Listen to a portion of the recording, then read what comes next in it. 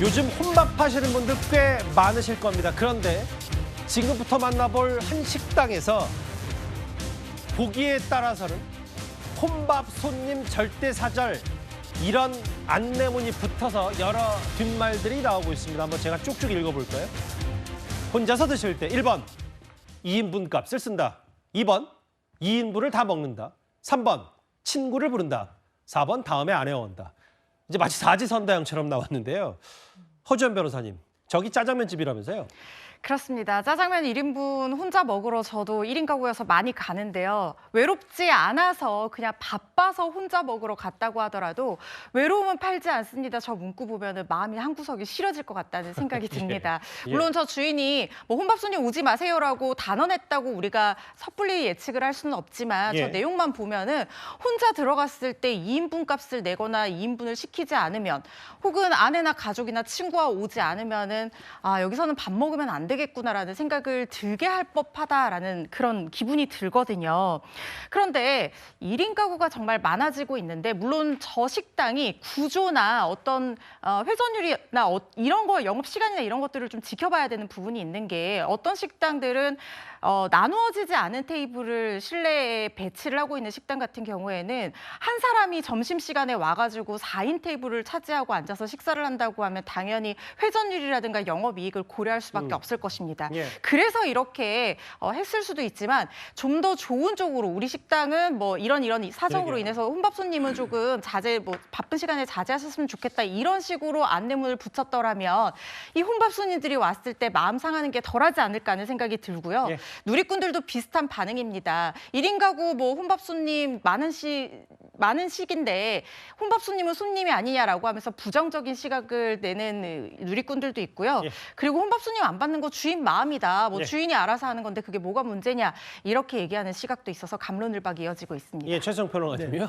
그러니까 저는 이걸 보면서 물론 이익도 중요하고 효율도 중요합니다. 예. 그런데 이제 우리 사회가 사실 그 고독이라는 이 외로움과 고독이라는 점에 대해서 소통과 배려가 더 중요하다고 보는데 예. 영국 같은 경우 2018년에 고독부 장관을 신설해서 고독부 장관이요? 신설했어요. 그 고독부 장관이라고 국무위원입니다. 외로움을 챙겨라 장관한테. 그렇죠. 예. 2018년에 신설했고요. 예. 2021년엔 이걸 벤치마킹해서 일본도 내각에다가 고독부 장관을 신설했습니다. 그러니까 이게 어떤 세계적 추세라기보다는 그렇게 해서라도 외로움과 고독이 더 이상 사회의 대세가 돼서는 안 되겠다는 그런 문제의식 때문에 이렇게 가는 건데 예. 최소한 우리 식당들도 물론 효율도 중요하고 이익도 중요하고 여러 가지 장사의 그런 그 패턴도 중요하겠지만 더 중요한 거는 우리 사회가 혼자 사는 사회가 아니라 함께 사는 사회라는 것 여기에 좀 방점이 찍혔으면 좋겠다는 생각입니다. 여기 보면은 이게 얼마나 갑론을박이 치열했냐면 물론 뭐 비판 목소리가 많고 하는데 아니 피크타임에 단체 손님 못 받으면 손해고 혼밥 손님 안 받으면 주인 마음이니까 뭐 모르겠어요. 허주연 변호사 말씀이 가장 정답에 가까울 수 있죠. 만약에 누군 같이 와서 혼밥 안 된다는 거를 좀 더 정제된 표현 혹은 좀 상대를 배려하는 손님들을 배려하는 표현을 썼으면 좋았겠지만 아예 뭐 이렇게 할 수 있지 않냐. 싫으면 안 가면 되지 않냐라는 의견도 있어요. 그렇습니다. 사실 뭐 진짜로 법적으로 봐도 혼밥 손님 받지 않는 거 주인분 마음이기도 하고 주인분 자유기도 하고 처벌받지 않습니다. 그것도 알겠고 또 피크타임에 정말 내 자리에 혼자 앉아있다 이 부분에 대해서 그런 회전율이라든가 인건비 뭐 여러 조리 효율 생각했을 때 이거 얼른 가주셨으면 아니면 오지 말았으면 하는 그 주인 마음도 알겠어요. 그런데 이런 얘기가 있더라고요. 이걸 옹호하시면서도 그러나 멘트는 센스가 없다. 그 얘기는 바로 여기서 외로움을 팔지 않는다. 요 말이 지금 여러분들의 조금 마음을 콕콕 찌르고 있는 건데 사실 지금 우리나라에서 1인 가구가 35.5%거든요. 예. 3분의 1이 넘었어요. 그런데 혼자 오지 마라. 사실 예전에는요. 1인 1메뉴라고 했어요. 제발 사람 수대로 시켜주세요. 그런데 이제 사장님들이 요구하시는 게 1인 1메뉴를 넘어서 혼자 오는 걸 꺼리게 됐어요. 근데 혼자 1인 가구는 늘어나고 어떻게 해야 될지. 사실 이제 그렇네요. 네, 생각해보니까. 외국 여행 갈 때 특히나 일본 여행 여성분들도 혼자 많이 가거든요. 왜 그러냐면 거기는 혼자 밥 먹는 게 눈치 보이지 않아요. 예. 혼자 오는 걸 좀 당연시 하는데 저는 예를 들면 이제 카운터 테이블 석이라고 하죠. 예. 그게 단순히 조리사랑 얘기하려고 앞에 이렇게 카운터 테이블석이 있는 게 아니라 거기 편안히 1인 앉을 수 알겠습니다. 있고요. 또 이제 테이블도 저는 2인석이 기본이 되고 그걸 2명, 4명, 6명 붙이는 4인석이 기본인 저는 테이블부터 조금은 시대 변화에 맞춰서 변하면 좋겠습니다. 그러게 생각해 보니까 예전에는 1일 1메뉴를 원칙으로 한다라는 정도의 이제 약간의 고려 뭐 이런 게 있었는데 이제 특정 식당은 대놓고 2인분 먹으라고 한다. 저 식당 측에 반박이나 추가 입장 나오면 저희가 반론 차원에서 이 해당 식당 짜장면 집 여기 반드시 짚어보도록 하겠습니다. 잠시만요. 8위와 7위로 넘어가는 이 사이에 대검찰청으로부터 속보가 들어왔습니다. 제가 읽어보겠습니다. 아하, 예. 노만석 총장 대행이 자리에서 물러나겠다 사의를 표명했습니다.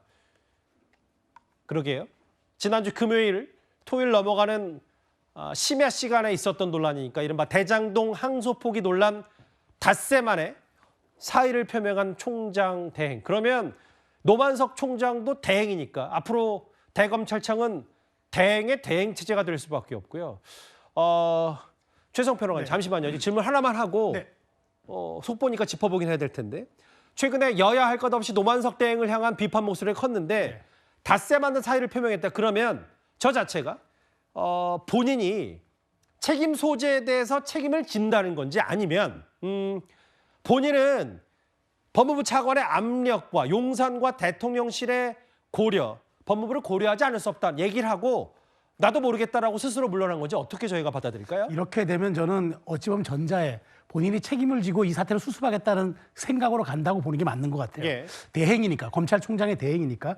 그런데 최근에 맥락을 놓고 보면은 예. 본인이 이렇게까지 내가 문제가 커질 줄 몰랐다. 내가 만일 다시 그 시간으로 간다면은 이 결정을 안 할 수도 있겠다라는 얘기를 하는 걸 놓고 보면은 그 당시 상황이 본인이 굉장한 외압을 느꼈다는 것으로 비춰질 수 있는 언행들을 좀 했단 말이죠. 그렇죠. 그런 뉘앙스가 많이 풍겼기 때문에 그러면 여기에 대해서 본인이 휴가를 냈다가 이렇게 전격 사의를 표명한다는 거는 일단 책임을 지고 나간다는 측면도 있지만 또 하나의 측면은 이 문제가 정치권에 이제 공방으로 갈 텐데 이게 앞으로 이렇게 되면 진실 공방으로 갈 수밖에 없다는 거죠. 누구에게 책임 소재가 더 있냐.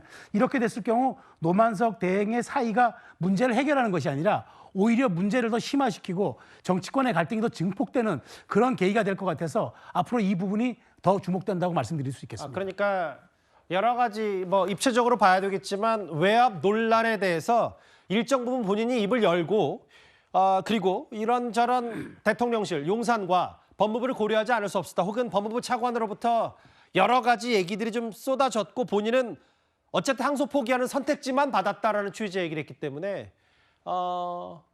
지금이 저녁 5시 40분쯤이 됐는데 불과 1, 20분 사이에 그만둔다고 한 것 같아요. 그러니까 퇴근길에 퇴임식 때 이유를 밝히겠다. 노만석 총장 대행이 이렇게 얘기를 했는데 알겠습니다. 지금 대검찰청으로부터 들어온 속보 바로 실시간으로 만나봤고요. 저희가 이어주는 저희가 상위권 주제의 이 노만석 대행 관련 소식이 준비가 돼 있으니까 그때 좀 더 심도 있게 집중적으로 하나하나 살펴보도록 하겠습니다.